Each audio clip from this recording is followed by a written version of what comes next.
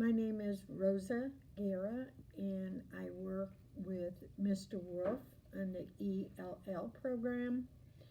And I'm saying hello to all the children that I come in contact with, and I'm happy to read a book for you today. And the book is called Too Many Tamales. Okay.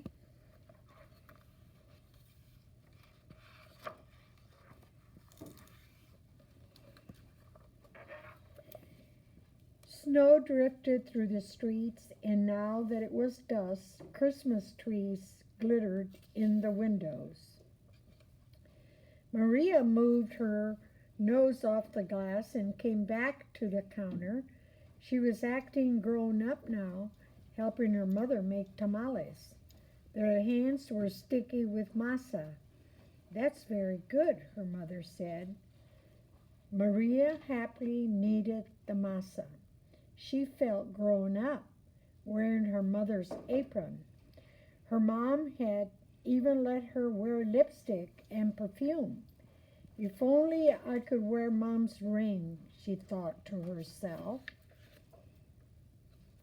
Maria's mother had placed her diamond ring on the kitchen counter, and Maria loved that ring. She loved how it sparkled like the Christmas tree lights.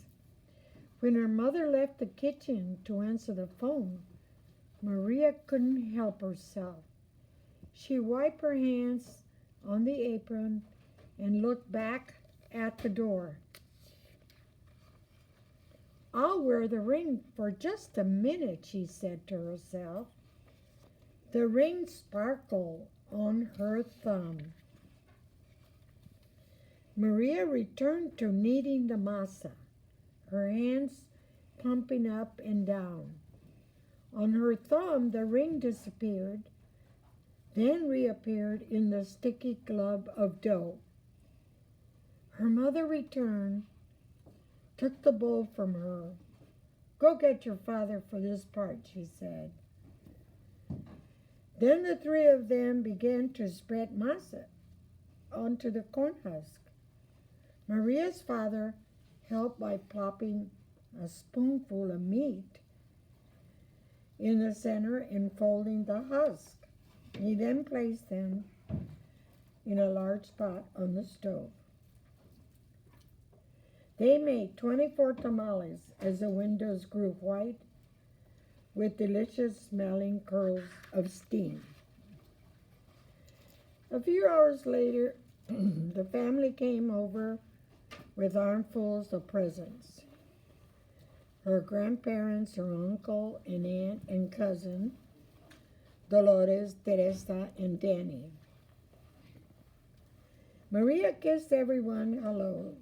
Then she grabbed Dolores by the arm and took her upstairs to play with the other cousins, tagging along after them. They cut out pictures from the newspapers, pictures of toys they were hoping were wrapped and sitting underneath the Christmas tree. As Maria was snipping out a picture of a pearl necklace, a shock ran through her body. The ring, she cried. Everyone stared at her. What ring? Dolores asked. Without answering, Maria ran to the kitchen. The steaming tamales lay piled on a platter. The ring is inside one of those tamales, she thought to herself. It must have come off when I was kneading the masa. Dolores, Teresa, and Danny skidded onto the kitchen behind her. Help me, Maria cried. They looked at each other. Danny piped up first. What do you want us to do? Eat them, she said. If you bite something hard, tell me. The four of them started eating. They ripped off the husk and bit onto them. The first one was good. The second one pretty good, but by the third tamale, they were tired of the taste. Keep eating, Maria scolded. Corn husks littered the floor. Their stomachs were stretched till they hurt. But the cousin kept eating until only one tamale remained on the plate. "This must be it," she said. "The ring must be in that one. We'll each take a bite. You first, Danny." Danny was the youngest, so he didn't argue. He took a bite. Nothing. Dolores took a bite. Nothing. Teresa took a big bite. Still nothing. It was Maria's turn. She took a deep breath and slowly, gently bit into the last mouthful of tamale. Nothing. "Didn't any of you bite something hard?" Maria asked. Danny frowned. "I think I swallowed something hard," he said. "Swallow it!" Maria cried, her eyes big and worried. She looked inside his mouth. Teresa said, "I didn't bite anything hard, but I think I'm sick," and held her stomach with both hands. Maria didn't dare look into Teresa's mouth. She wanted to throw herself onto the floor and cry. The ring was now in her cousin's throat, or worse, his belly. How in the world could she tell her mother? "But I have to," she thought. She could feel tears pressing to get out as she walked into the living room where the grown-ups sat talking. They chattered so loudly that Maria didn't know how to interpret. Finally, she tugged on her mother's sleeve. "What's the matter?" her mother asked. She took Maria's hand. "I did something wrong," Maria sobbed. "What?" her mother said. Maria thought about the beautiful ring that was now sitting inside Danny's belly and got ready to confess. Then she gasped. The ring was on her mother's finger, bright as ever.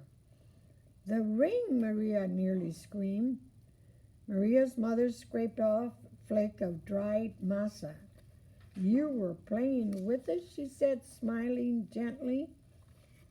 "I wanted to wear it," Maria said, looking down on the rug. Then she told them all about how they'd eaten the tamales. Her mother moved the ring a little on her finger. It winked a silvery light. Maria looked up, and Aunt Rosa winked at her too. "Well, it looks like we all have to cook up another batch of tamales," Rosa said cheerfully. Maria held her stomach as everyone filled in the kitchen, joking and laughing. At first, she felt like crying as she needed a great bowl of masa next to Aunt Rosa. As she pumped her hands up and down, a leftover tear fell from her eyelash into the bowl, and for just a second rested on her fingers, sparkling like a jewel. Then Rosa nudged her with the elbow and said, "Hey, Nina, it's not so bad. Everyone knows that the second batch of tamales always tastes better than the first one, right?" When Dolores, Teresa, and Dennis heard that from the other side of the room, they left off a groan the size of 24 tamales. Then Maria couldn't help herself. She laughed, and pretty soon everybody else was laughing, including her mother. And when Maria put her hands back into the bowl of masa, the leftover tear was gone. And that's the end of our story.